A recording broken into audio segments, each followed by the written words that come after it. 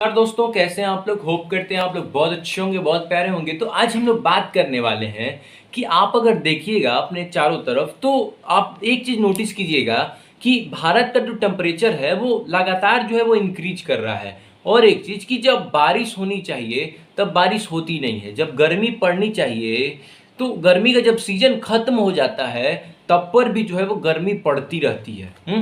ये सब चीज़ें जो है वो आप अपनी तरफ जो है वो नोटिस कर रहे होंगे। इसका कारण है ग्लोबल वार्मिंग, जिसकी वजह से अर्थ का टेम्परेचर जो है वो धीरे धीरे बढ़ रहा है। बहुत सारे बदलाव जो है वो हो रहे हैं। टेम्परेचर काफ़ी तेज़ी से बढ़ रहा है और गर्मी भी जो है वो काफ़ी तेज़ी से बढ़ रही है। अगर ऐसे ही चलता रहा तो क्या होगा कि टेम्परेचर जो है वो 2023 से 2035 तक इतना हो जाएगा कि टेम्परेचर जो है वो आउट ऑफ कंट्रोल हो जाएगा कि नहीं। इसकी वजह से, इसकी क्या वजह है, कैसे होता है, आइए चलिए इसके बारे में बात करते हैं बिना किसी देर के। आपसे एक ही आग्रह है कि अगर आपको वीडियो कुछ इन्फॉर्मेटिव लगेगी तो लाइक कर दीजिएगा। अगर आप इसको यूट्यूब पे देख रहे हैं तो सब्सक्राइब कर लीजिएगा। अगर आप इसको फेसबुक पे देख रहे हैं तो फॉलो कर लीजिएगा। तो चलिए चलते हैं बिना किसी देर के, जानते हैं ग्लोबल वार्मिंग टेम्परेचर क्या होता है। और इस पर जो है वो हमारे G20 में भी जो है वो काफ़ी ज़्यादा बात हुई है कि हमें जो है वो टेम्परेचर को काफ़ी ज़्यादा जो है वो मेंटेन करना है। कैसे करेंगे हम, तो आइए चलिए इसके बारे में जानते हैं। देखिए, आपको तो याद ही होगा कि जो G20 की जो समिट है उसमें जो है वो मतलब बहुत सारे देश आए थे। हाँ, तो बहुत सारे देश में जो है वो चिंता चल रही है, क्योंकि ये चिंता का विषय है। और G20 में इसी सब्जेक्ट पे जो है वो बात की गई है कि इन्वायरमेंट को जो है वो कैसे जो है वो नॉर्मल किया जाए। और बोला इस चीज़ों पे जो है वो बहुत सारी रिसर्च की गई। उसके बाद इन्होंने क्या किया, इन्होंने एक निष्कर्ष निकाला। क्या निष्कर्ष निकाला कि इन्होंने एक टारगेट किया है कि हम लोग जो है वो 2030 तक रिन्यूएबल एनर्जी का जो है वो इस्तेमाल करने लगेंगे। अब रिन्यूएबल सोर्स ऑफ एनर्जी क्या होती है? वैसी सोर्स ऑफ एनर्जी जो कि कभी खत्म नहीं हो। जैसे पानी, पानी कभी खत्म नहीं होगा। हवा, हवा कभी खत्म नहीं होगी। और जैसे सूर्य का प्रकाश, ये कभी खत्म नहीं होगा। लेकिन एक होता है अनरिन्यूएबल सोर्स ऑफ एनर्जी, या उसको फॉसिल फ्यूल्स बोलते हैं। तो वैसी सोर्स ऑफ एनर्जी जो कि खत्म हो जाएगी, जैसे कोल हो गया, एक लिमिट तक है वो। उसको बनने में लाखों करोड़ों साल लग जाता है। तो फिर से उसको बनने में लाखों करोड़ों साल लगेगा। तो एक लिमिट के लिए है, वो लिमिट में है। वैसे ही जो है वो माने पेट्रोलियम हो गया, नेचुरल गैस हो गया, ये सब जितने भी हैं ये लिमिट में है, ये सब ज़्यादा नहीं है। तो इसलिए जो है वो इस चीज़ को देखते हुए हमारे जो G20 के मेंबर्स हैं उन्होंने जो है वो इस पर काफ़ी ज़्यादा जो है वो बात की थी। अभी जो हम कोल पेट्रोलियम पे डिपेंड हैं अभी के टाइम में, इसलिए ये जो एनर्जी है ये फॉसिल फ्यूल के रूप में है। तो एनर्जी जो है इसकी वजह से बहुत ज़्यादा कार्बन इमिट, मीथेन इमिट होते हैं। और इन्वायरमेंट में जो है वो काफ़ी ज़्यादा टेम्परेचर जो है वो इसके कारण इमिट हो रहा है, मतलब बढ़ रहा है। बहुत ज़्यादा टेम्परेचर है वो इसके कारण जो है वो इंक्रीज हो रहा है। अगर हम इसे नहीं रोकते हैं तो बड़े लेवल पे क्या होगा कि बहुत सारे स्पेसिस जो हैं, जो एनिमल्स के स्पीसीज हैं, वो काफ़ी ज़्यादा जो है वो लॉस्ट हो जाएंगे। और काफ़ी ज़्यादा जो लॉस्ट भी हो रहे हैं। अगर आपने जो है वो मेरी पिछली वीडियो देखी है बर्ड्स वाली, तो आपको याद होगा कि मैंने बताया था कि बर्ड्स की बहुत सारी स्पीसीज जो है वो लॉस्ट हो रही हैं गर्मी के कारण, क्योंकि टेम्परेचर जो है वो काफ़ी ज़्यादा इंक्रीज हो रहा है। तो अगर G20 में अगर इस पे बात नहीं की गई तो टेम्परेचर जो है वो काफ़ी ज़्यादा इंक्रीज करेगा। इसलिए जो है वो इस सब्जेक्ट पे जो है वो काफ़ी ज़्यादा बात की गई है। बहुत सारी बात की गई है और इस सब्जेक्ट को जो है वो मैंडेटरी में रखा गया है। अब हम लोग बात करते हैं इमिट की, कार्बन इमिट की, ठीक है। जो हमारे G20 के देश हैं उन्होंने जब ये रिसर्च कर रहे थे, जब ये लीडर्स जो है वो एक साथ मिल के जो है वो बात कर रहे थे इस पूरे रीजन पे कि हम लोग के देश में भी ये, हम लोग के देश में, तो उन्होंने एक चीज़ पाया कि जो रिन्यूएबल सोर्स ऑफ एनर्जी है, अगर हम इसका 2030 तक इस्तेमाल करना शुरू कर देते हैं तो हम लोग जो है वो कार्बन इमिट 7 बिलियन टन तक जो है वो बचा सकते हैं। एक रिपोर्ट के अनुसार हम लोग जो है वो 7 बिलियन टन कार्बन इमिट जो है वो बचा सकते हैं। उन्होंने ये भी देखा कि जो ग्रीन हाउस गैसेस हैं वो कैसे बढ़ती हैं। वो बढ़ती हैं फॉसिल फ्यूल का इस्तेमाल करने से। अब आप बोलिएगा ग्रीन हाउस गैस क्या होता है? ग्रीन हाउस गैस उसको बोलते हैं जो हमारे एटमॉस्फेयर जो है वो हार्म करता है। जैसे आपका कार्बन डाइऑक्साइड जो कि गाड़ी से आपके निकलता है, फिर आपका सल्फर डाइऑक्साइड, फिर आपका जो है वो CFC जो कि आपके AC और फ्रिज से निकलता है। फिर ऐसे बहुत सारे गैसेस हैं, मीथेन, ऐसे बहुत सारे गैसेस हैं जिनका जो है वो इस्तेमाल अगर हम करते हैं तो ग्रीन हाउस गैस होता है। ग्रीन हाउस गैसेज जो है वो बढ़ती हैं। अगर ग्रीन हाउस गैसेज बढ़ती हैं तो ग्रीन हाउस इफेक्ट होता है और उसके बाद ग्लोबल वार्मिंग होता है, जिसके कारण हमारा टेम्परेचर जो है वो काफ़ी ज़्यादा बढ़ता है। समझ गए?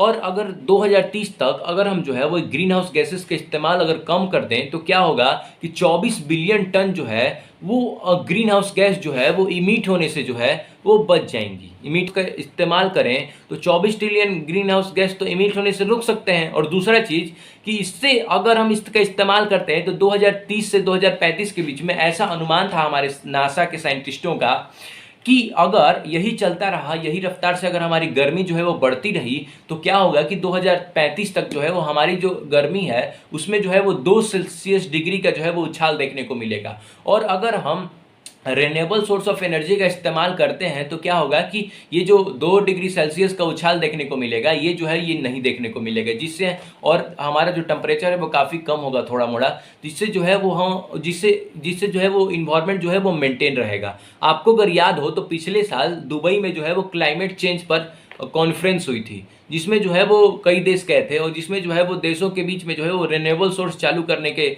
लिए जो है वो फंड की बात हुई थी, फंडिंग की बात हुई थी। और जिसमें जो है वो फंड जो है वो $100 बिलियन का जो है वो रखा गया था, $100 बिलियन का। अब आप सोचिए कि अगर हम लोग को जो है वो कोल, पेट्रोलियम ये सब निकालने में जो है वो ट्रिलियंस डॉलर अभी तक खर्चा हो चुके हैं। हाँ, तो ये जो 100 बिलियन का ये जो काम है ये 100 बिलियन का है। हाँ, जब इसमें जो है आप निकालने में जो है वो ट्रिलियंस डॉलर खर्चा कर सकते हैं तो आप इसमें $100 बिलियन मात्र खर्चा कर रहे हैं।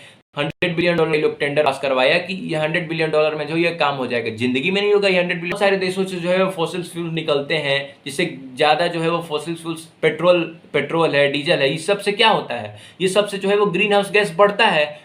तो माने आप ट्रिलियंस ऑफ डॉलर्स ऐसे ही जो है वो सऊदी अरबिया अमीर हो गया। इसका ये नहीं रीजन है तेल बेच बेच के वो अमीर हो गया, तो इसका यही सब रीजन है। तो ग्रीन हाउस गैसेस इससे बढ़ते हैं। तो अब अगर आप $100 बिलियन अगर आप देते हैं तो काफ़ी जो है वो कम रकम है, इसमें जो है वो ट्रिलियन डॉलर्स चाहिए। और इसी पे जो है वो हमारे जो G20 है इसमें जो है वो बैठक हुई थी 9 सितंबर को। तो इसमें जो है वो इसी के बारे में जो है वो चर्चा हुई थी कि हम लोग है उसको फ्रेंडली बनाए। तो इस पे जो है वो काफ़ी बात हुई है, तो इस पे एक्शन भी लिया जाएगा। ठीक है, अब हम लोग बात करते हैं एक और चीज़ की। आपको अगर एक चीज़ मालूम है, अगर नहीं मालूम है तो मैं आपको बताता हूं कि हमारी जो दुनिया है उसमें 80% ग्रीन हाउस गैस जो है वो G20 के देशों से आते हैं। जी हाँ, 20 देशों से केवल जो है वो 80% ग्रीन हाउस गैस आते हैं। मतलब क्या कि फॉसिल फ्यूल्स का जो इस्तेमाल है इन 20 देशों में जो है वो 20 देशों में जो G20 के 20 देश हैं उसमें जो है वो काफ़ी ज़्यादा किया जाता है। इसीलिए जो है ना सबसे ज़्यादा जो ग्रीन हाउस गैसेस हैं वो यही 80% जो है वो बनाते हैं। इसमें जो है वो टॉप पे जो है वो अमेरिका है, उसमें ये जो 20 कंट्री हैं इसमें हमारा भारत भी आता है ग्रीन हाउस गैस में। भारत पीछे नहीं है, भारत भी इसमें आता है। तो जैसे जैसे भारत डेवलप भी कर रहा है वैसे वैसे जो है वो पेट्रोलियम, डीजल ये सब की मांग भी बढ़ रही है। धीरे धीरे जैसे लोग गाड़ी खरीद रहे हैं तो पेट्रोलियम, डीजल की मांग बढ़ रही है, जिसके लिए सरकार को क्या करना चाहिए कि हर गाड़ी को जो है वो इलेक्ट्रिसिटी कर देना चाहिए, जिससे हर गाड़ी जो है वो इलेक्ट्रिक बन जाए। जिससे क्या होगा कि चार्ज करके जो है कोई चलाए और हर जगह जो है वो चार्ज स्टेशन लगाना चाहिए जैसे पेट्रोल पंप है। जिससे क्या होगा कि हमारी जो गाड़ी से कार्बन निकलता है और जाके इमिट हो जाता है वो जो है वो होने से बचेगा, जिसके कारण जो है हमारा ग्रीन हाउस गैस जो है वो बढ़ेगा नहीं और इससे जो है वो हमारा ग्रीन हाउस इफेक्ट नहीं होगा और इससे हमारा टेम्परेचर जो है वो भी नहीं बढ़ेगा। ये जो है ये एक अच्छी चीज़ है। अब हम लोग बात करने वाले हैं कि हम जो ह्यूमन हैं वो कितना रिसोर्सेज पे जो है वो कितना डिपेंड है, कितना परसेंट जो है वो डिपेंड है किस रिसोर्सेज पे। तो अगर हम बात करें तो सबसे पहले हम लोग जो है वो अपने गाड़ी में पेट्रोल डलवाते हैं, तो जाहिर सी बात है फर्स्ट नंबर पे पेट्रोल आएगा। हर जगह पेट्रोल का काम होता है, गाड़ी हर जगह चलती है बहुत ज़्यादा। तो सबसे ज़्यादा जो है वो ऑयल, पेट्रोलियम पे हम लोग सबसे ज़्यादा डिपेंड है। उसकी जो परसेंटेज है 100 में से 30.9% है। 30.9% जो है हम लोग पेट्रोलियम पे डिपेंड है। अगर हम कोल की बात करें, जो कोयला है उसकी अगर हम बात करें तो उससे हम लोग इलेक्ट्रिसिटी पैदा करते हैं, तो उस पर जो है वो सेकंड नंबर पे हम लोग डिपेंड है, जो कि 26.8% है। कितना? 26.8%। और अगर हम थर्ड की बात करें तो नेचुरल गैस आता है। नेचुरल गैस में जो है नेचुरल गैस से हम लोग जो है वो 23.2% जो है वो मतलब डिपेंड है। 23.2% जो हमारे घरों में खाना बनता है वो नेचुरल गैस से ही बनता है। एलपीजी एक नेचुरल गैस है। तो हम लोग जो है वो 23.2% जो है वो इस पे जो है वो डिपेंड है। ठीक है, अगर हम बात करें इन तीनों को अगर हम मिला के देखें तो इन तीनों को जो है वो मिला के 81% हो जाता है, जिसको जो है वो जो गैस हैं वो ग्लोबल वार्मिंग को बढ़ाने में जो है वो सबसे बड़ा योगदान देते हैं। ये अगर जलते हैं तो ग्लोबल वार्मिंग को बढ़ाने में जो है वो सबसे बड़ा योगदान देते हैं। अब अगर हम बात करें बाकी में आता है हमारा बायोफ्यूल एंड वेस्ट, जो कि 9.4% है 100 में से। हाँ, डिपेंड है हम लोग इस पे, जो कि बहुत कम है। फिर न्यूक्लियर एनर्जी आता है। न्यूक्लियर एनर्जी तो अभी संभव नहीं है, अल्फा बीटा गामा को तोड़ के, वो तो अभी संभव नहीं है। अगर हम हाइड्रो एनर्जी की बात करें तो 2.5% जो है वो हम लोग इस पे डिपेंड है, और अदर जो एनर्जी है उस पर हम लोग जो है वो 2.2% डिपेंड है, जैसा कि आप अपने स्क्रीन पे देख पा रहे हैं। तो इन सभी को बढ़ाने से जो है वो जो 9.4, 5.0, 2.5, जैसे हाइड्रो एनर्जी हो गया, न्यूक्लियर एनर्जी हो गया, बायोफ्यूल एंड वेस्ट हो गया, ये सब को जो है, इस सब से जो है वो ग्लोबल वार्मिंग का खतरा नहीं है। खतरा इन्हीं तीनों से है, पेट्रोलियम, कोल और नेचुरल गैस, क्योंकि ये 81% है। 81% जो है वो हम लोग इस पे डिपेंड है। तो अगर हम लोग जो है वो इसको कम करते हैं तो हम लोग के लिए जो है, हम लोग को ग्लोबल वार्मिंग का खतरा जो है, जैसे जैसे हम लोग इससे दूर जाते जाएंगे वैसे वैसे जो है हम लोग का ग्लोबल वार्मिंग का जो खतरा है वो टलते जाएगा, और बहुत ज़्यादा जो है वो काफ़ी हद तक जो है वो टल जाएगा। समझ गए? आप जानते हैं कि कौन से गैस जो है वो कितना परसेंट जो है वो टेम्परेचर को इंक्रीज करते हैं? आइए चलिए इसके बारे में जानते हैं, और कौन से गैस जो है वो सबसे ज़्यादा ग्लोबल वार्मिंग जो है वो इन्वॉल्व है, और सबसे ज़्यादा ग्लोबल वार्मिंग जो है वो करवाते हैं। आइए चलिए इसके बारे में जानते हैं, ठीक है। तो अगर हम बात करें कार्बन डाइऑक्साइड की, तो कार्बन डाइऑक्साइड जो है वो सबसे ज़्यादा जो है वो टेम्परेचर को बढ़ाता है, और वो कितना बढ़ाता है? 0.75 डिग्री सेल्सियस बढ़ाता है। मैंने बोला कि 2 डिग्री सेल्सियस बढ़ जाएगा, तो 0.75 डिग्री सेल्सियस जो है वो ये अकेले जो गैस है कार्बन डाइऑक्साइड ये बढ़ाता है। अगर हम सेकंड नंबर की बात करें तो मीथेन भी एक ऐसा गैस है जो कि 0.5 डिग्री सेल्सियस टेम्परेचर को जो है वो सेकंड नंबर पे रह के बढ़ाता है। अगर हम बात करें तो ये जो दोनों गैस है ये काफ़ी हार्मफुल है। सबसे ज़्यादा हार्मफुल जो है वो यही गैस है, क्योंकि अगर हम बात करें नाइट्रोजस ऑक्साइड या नाइट्रोजन ऑक्साइड्स की या अदर गैस या हेलो जनरेटेड गैस की बात करें, हेलो जनरेटेड मतलब होता है कि हेलो ग्रुप्स वाले गैस, जैसे हेलो ग्रुप्स में कौन कौन है? फ्लोरीन, क्लोरीन, ये सब, ब्रोमीन, आयोडीन, ये सब से जो गैस बनते हैं ये सब भी जो है वो माने ग्लोबल वार्मिंग का कारण है, लेकिन उतना जो है वो टेम्परेचर को ये इंक्रीज नहीं करते हैं। लेकिन ये जो दोनों गैस हैं कार्बन डाइऑक्साइड और मीथेन,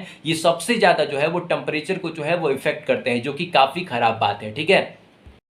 ये जैसा कि आप जानते हैं, तो अब हम लोग बात करने वाले हैं मीथेन के बारे में। तो मीथेन जो है वो सबसे ज़्यादा जो है वो गाय के गोबर से बढ़ता है। जी हाँ, गाय के गोबर से सबसे ज़्यादा जो है वो बढ़ता है। जो गाय की गोबर निकलती है उसको अगर हम जलाते हैं तो उससे जो है वो मीथेन निकलता है। अगर हम मीट का कंजप्शन करते हैं, अगर हम मीट को खाते हैं तो उससे भी जो है मीट का कंजप्शन अगर कोई एनिमल करता है या कोई भी करता है तो उससे भी जो है वो मीथेन निकलता है। अगर हम मीट कंजप्शन कम कर दें तो आराम से जो है वो हम इस चीज़ को, ग्लोबल वार्मिंग को जो है, मीथेन को रोक सकते हैं, जिससे ग्लोबल वार्मिंग की आशंका जो है वो कम हो सकती है, और टेम्परेचर भी जो है वो धीरे धीरे इंक्रीज होगा।